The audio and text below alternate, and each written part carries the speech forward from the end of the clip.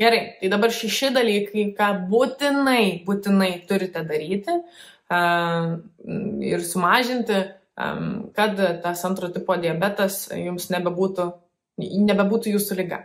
Tai pirmas dalykas, tai yra pridėtinis cukrus. Pasiemat produktą, turi pridėtinio cukraus, padeda atgal. Ir net jeigu tai yra cukraus alternatyvo, šiandien yra virš 50 ar 60 kitokių cukraus pavadinimų, paėmat, pažiūrit, pridėta nereikalingo cukraus, šiaip patys nedėtumėt, padedat atgal. Tai čia numeris 1. Numeris 2 yra kviečiai. Kviečiai yra be proto hibridizuotas grūdas.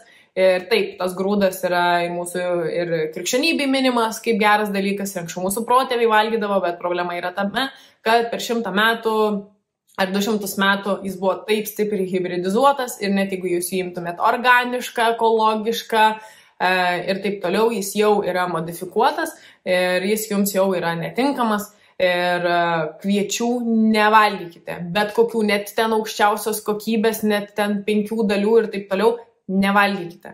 Jis jums netinka. Tai čia antras dalykas. Trečias dalykas yra karvės pienas.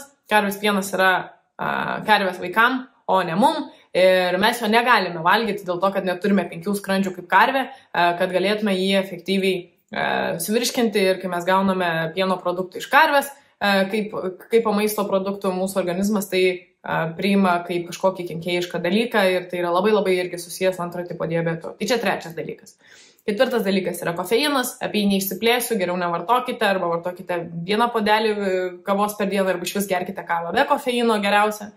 5 dalykas yra margarinas ir visi kiti dalykai, kurie yra širdies ligom gerinti, kaip produktai reklamuojami, nes jie yra be blogųjų riebalų ir absoliučiai viskas, kas turi etiketę, kas yra ten neriebus jogurtas, liesas pienas, liesas ten kažkas, nevartokite.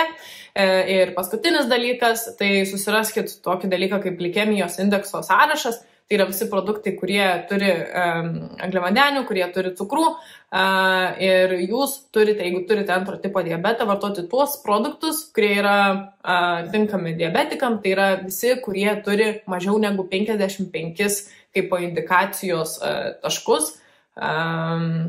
Būtent tuos produktus vartoti. Viskas, kas yra virš 55, tai matysit ten ir cukrus, ir bulvės, ir ryžiai, taip toliau, jų nevartoti, nes jie jums sukelia atrakcionus ir jeigu jūs toliau važinėsite tais atrakcionais, tai ir neišeisit iš antro tipo diabeto. Tai čia ką daryti, kalbant apie maistą. Dabar kitas dalykas, ką irgi jums labai reikia žvelgiant į mitybą padaryti, tai maistą matyti taip kaip A. Ar maistas turi skaidulų? B. Ar maistas turi gerųjų baltymų? Ir čia nekalbu apie pieno produktus, tai yra ar turi aminų rūgščių. Ir trečias dalykas, ar maistas turi gerųjų riebalų. Ir dažniausiai gerieji riebalai ateina iš kokosų produktų, iš alyvuogių aliejaus ir iš sėklų bei riešutų. Tai ar šitos dalykus vartojate ar ne, bet šitie 3 dalykai yra tai, kas turi sudaryti jūsų kiekvieną patiekalą tam, kad pagerintumėte savo antro tipo diabeto situaciją. Na ir kitas dalykas, ką turėtumėte padidinti, tai yra vandens suvartojimą.